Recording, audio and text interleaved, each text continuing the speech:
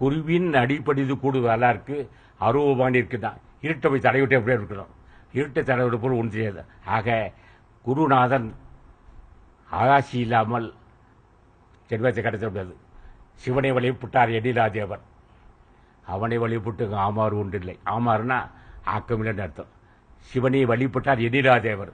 கலைக்கிற அடங்க மக்கள் தேவர்கள் தேவரை யாரும் மேலே கூச்சுவதில்லை. நிலை உயர்ந்தவன், பண்புள்ளவன், சாந்தமே வடிய வந்தவன் தான் தேவர்கள். சிவனை வழிபட்டார் எண்ணிலாதேவர். அவனை வழிபட்ட ஆமாறு ஒன்றில்லை. அவனை வழிபட்டு ஆமாறு காட்டும் குருவை வழிபடுத்து கூடலும் அவனை. நீ எங்கு யாவித்த பரம்பொருளை அண்டங்கள்லாம் பல கோடி அண்டங்கள் இருக்கு. அண்டங்கள்லாம் எங்கு யாவித்த பரம்பொருள், எங்கு யாவித்த பரம்பொருளை நீ அறியன்னு சொன்னா சிந்தர் யார் ஒருவன் குருநாதன். அவன் யாரா குருநாதன் கேட்டான். எவன் ஆன்மாவை அறிந்தானோ, எவன் உடம்பு ரகசியத்தை அறிந்தானோ, உடம்பு ரகசியத்தை அறிய வேண்டும். இந்த தேகம் தாய் தந்தை அடுத்த காமதேகம். தாய் தந்தை அடுத்த காமதேகத்தால் இருக்கக்கூடிய இந்த உடம்பில் காமம் இருக்கும். அந்த உடம்புடைய தன்மை அறியும். அப்போ உடம்பு அறிந்தவன் உயிர் அறிந்தவன், உயிர் அறிந்தவன் உண்மை அறிவான். அப்போ ஆன்மா உடல் மாசு, உயிர் மாசு, உயிர் மாசு, மன மாசு. அப்போ மன மாசு உள்ளவற்றை எப்படி பக்தி இருக்க முடியும்? ஆக உடல் மாசு தேர வேண்டும். அதுக்கு யார் ஆசி வேணா? எவன் உடல் மாசு நிற்கிறானோ அவன் ஆசி பெற வேண்டும். எவன் உயிர் மாசு நிற்கிறானோ அவன் ஆசி பெற வேண்டும். அப்போ எவன் மன மாசு நிற்கிறான், உடல் மாசு, உயிர் மாசு, மன மாசு. அப்போ உடல் மாசால் மன மாசு, அப்போ உடல் மாசால் உயிர் மாசு, உயிர் மாசால் மன மாசு. ஆக உடல் மாசு குற்றம், உயிர் குற்றம், மன குற்றம். அப்போ என்ன செய்யணும்? இது அந்த இந்த ரகசியத்தை அறிந்தவன் தான் அஞ்சாம் குரு. அந்த மாதிரி குரு வணங்கினே அலன்றி ஒரு ஜென்மத்தை கட்ட முடியாது. செத்து பிறக்கின்ற தெய்வ தூசிப்பருக்கு புத்தி தான் அடிநடைன்னு சொன்னான். எவன் செத்து செத்து பிறக்கிறானோ, சில பேர் புகழ் பாய்ஞ்சிருப்பான். அவனை கேட்பான், ஒரு நூலை எடுத்து படிப்போம். அந்த முதல் வரியை தெரிஞ்சுக்கணும். ஓஹோ இவன் ஞானி. எங்களுக்கு தெரியும் இந்த பாம்பு அடி பாம்பு திட்டான். அவன் இந்த முதல் வரி எடுக்கும் போது தெரியும். அவன் சொன்ன கட்டதினால் ஆயப்பெண்ணு கொள்ளலாம். பெரிய பெரிய பாதைகளாக இருந்தாங்க.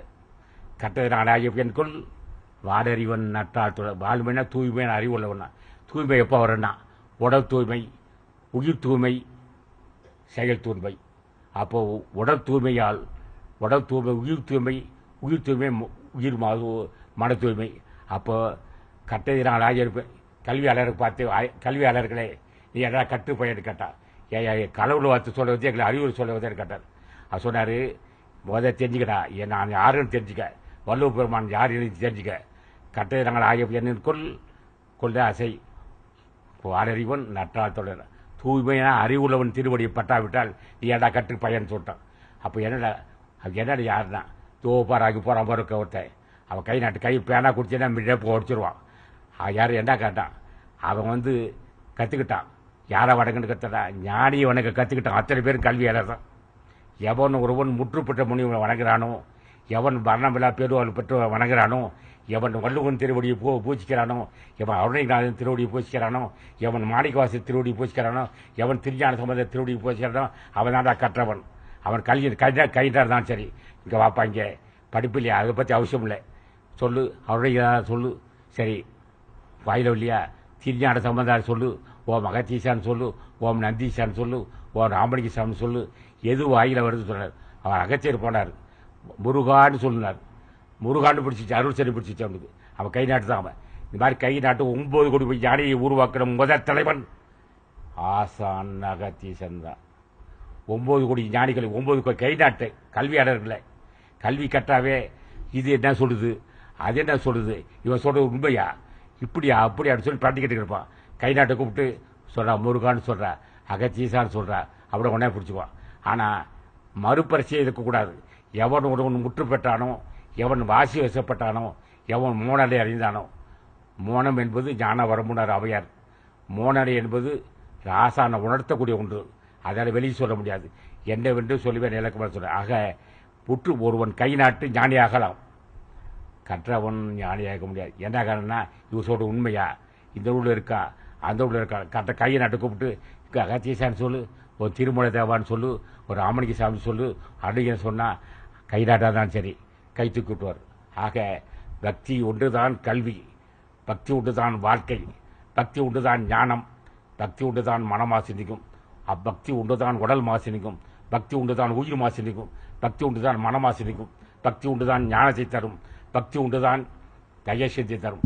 தயசிந்தி இல்லாதவருக்கு இந்த துறைக்கு வேலையே இல்லை. அப்ப தயசிந்தை எப்படி பெறனா?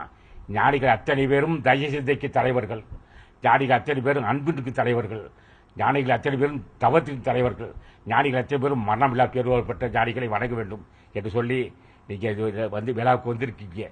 அன்பர்கள் அவர்கள் கவனக்கரையா வந்திருக்காங்க, பல பேர் வந்திருக்கீங்க. நீங்களாம் நீடு வாழ வேண்டும், அந்த தகுதி இருக்கு எங்களுக்கு. ஆசான் ஆரோக்கியபுரமான இதயத்திற்கா இப்போ பேசியிருக்கான். இப்போ கேட்ட காலம்பரை என் சிந்தையில் சார்ந்திருந்து பேச வேண்டும் சொன்னேன். இப்போ அவர் தான் பேசியிருக்கார், நான் பேசியிருக்காருங்க. 400 வார்த்தையில் நாயகண்டன் வார்த்தைனார் ராமலிங்க சாமி. நான் சொன்னேன், நான் பேசுறது பூரா ஆசா பேசியிருக்காரு சொன்னார். 400 அவர் கையிலாட்டவர் ராமலிங்க சாமி. ஆனால் கவி முறையாக போடுவாங்க. இந்த துறையில் வரவன் கல்வி பள்ளிக்கூடத்துக்கு போக மாட்டான். எதுக்கடாண்ணா படிச்சுக்கிட்டா ஏதாவது ஆராய்ச்சி பண்ணிக்கிட்டு உட்காந்துருப்பான். அதனால் இவனுக்கு கல்வியே தரமாட்டான். எந்த கல்வி தருவான்? ஞான கல்வி தான். ஞான கல்வியை என்னன்னு கேட்டான். முருகா, சர்க்குருநாதா, சாந்த ஸ்வரூபா, தாயினுமிக்க தயவுடைய தெய்வமே, இந்த பாவையை காப்பாற்று சொன்னா அதுக்கு ஞான கல்வி. ஒரே வார்த்தை, நீங்களாம் பெரிய, நீயே தலைவன், நீரே உப்பற்ற தலைவன், உனது ஆட்சி பெறுவது எளியதல்ல.